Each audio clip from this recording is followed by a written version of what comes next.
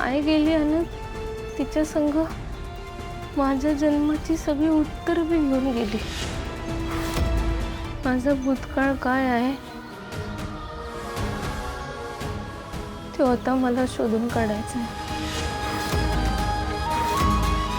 ते कळल्याशिवाय मी मुंबईला नाही येणार। कमळे, आम्ही असताना तुला कोणताच त्रास होऊ देणार नाही आम्ही। नाही काका, ह्यो लढा माझा आहे, तो मलाच लढावा लागणार। अगं पण थांबच, ती जे म्हणते ते तिला करू दे, कारण काही प्रश्नांची उत्तरं हे दुसरं कोणी देऊ शकत नाही, ती स्वतःला शोधावी लागतात। कमळी, तुला जे हवं ते तू कर, पण एक गोष्ट कायम लक्षात ठेव, हा प्रवास जरी तुझा एकटीचा असला तरी आम्ही सगळे तुझ्या सोबत आहोत। तू एकटी नाहीयेस आणि आम्ही तुझी हक्काची माणसं आहोत, हे कायम लक्षात ठेव। कमळे, आता आईनेच तुझं म्हणणं मान्य केलंय म्हटल्यावर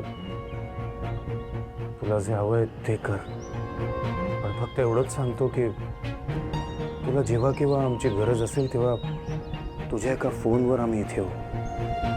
कुठलाही संकोच बाळगू नकोस बाळा, कधीही फोन कर। आता तुला तुझं शिक्षण, तुझी स्वप्न आणि हा शोध घ्यायचा आहे। या सगळ्या प्रवासात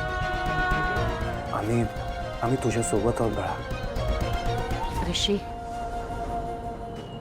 तू सुद्धा आहेस ना तिच्या बरोबर? हो, मी आहेच। ऋषी, तू असा पाठीशी उभा राहिलास ना कमळेच्या की त्या बाबतीत तुझं कौतुक करावं तेवढं कमीच आहे।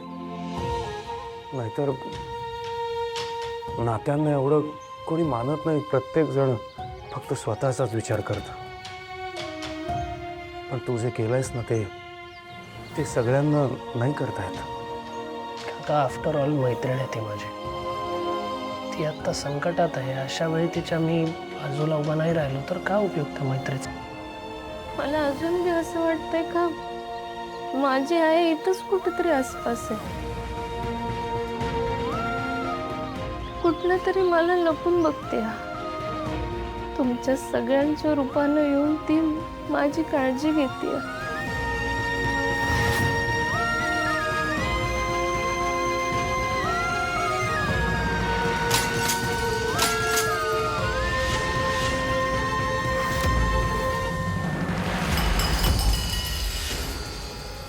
Sorry sorry,